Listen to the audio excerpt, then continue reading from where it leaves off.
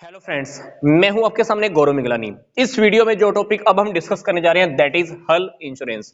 Reality में ये topic marine insurance का ये एक पार्ट है, या हम ये भी कह सकते हैं कि मरीन इंश्योरेंस का एक सब्जेक्ट मैटर है। जब भी हम समुद्री यात्रा के दौरान समुद्री जहाज के थ्रू माल लेकर जाते हैं तो हम अपने माल का जब हम इंश्योरेंस करवाते हैं, जब हम अपने माल का इंश्योरेंस करवाते हैं तो उसको हम बोलते हैं कार्गो इंश्योरेंस। क्या? Cargo insurance. पर जब हम अपने जहाज का इंश्योरेंस करवाते हैं तो उसको हम बोलते हैं हल इंश्योरेंस। क्या? हल इंश्योरेंस।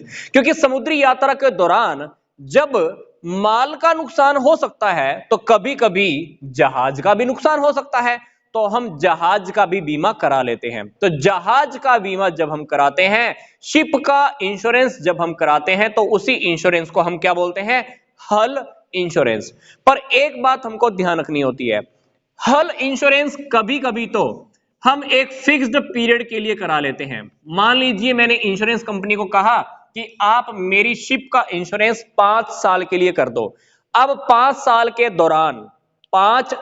के दौरान यात्रा करते हुए मेरी शिप को अगर नुकसान हो गया तो इंश्योरेंस कंपनी मुझे कंपनसेट कर देगी। तो ये तो हुआ फिक्स्ड पीरियड के लिए हमने इंश्योरेंस करवाया। कभी कभी जो हम शिप का इंश्योरेंस करवाते हैं वो एक स्पेसिफिक यात्रा के लिए कराते हैं, स्पेसिफिक वोयाज के लिए, स्पेसिफिक वोयाज के लिए कि मैं एक स्पेशल इसी यात्रा के दौरान जा रहा हूं, तो इस यात्रा के जाते या आते मेरी शिप को अगर कुछ नुकसान हो गया तो आप मुझे कंपनसेट कर दीजिएगा। मेरा कहने का क्या मतलब है, हल इंश्योरेंस की पॉलिसी आप दो टाइप से ले सकते हो। पहला फिक्स पीरियड के लिए, दूसरा एक स्पेशल यात्रा पर जाते हुए कि आप इसी यात्रा का ही बस बीमा कर दीजिए, आगे पीछे की मैं अपने आप देख लूंगा।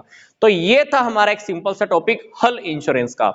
वीडियो खत्म करने से पहले मैं आपको बता देता हूं कि हमारी इसी वीडियो के डिस्क्रिप्शन बॉक्स में एक लिंक दिया हुआ है कॉमर्स पावर कैप्सूल्स के नेम से, आप वो भी देखिएगा।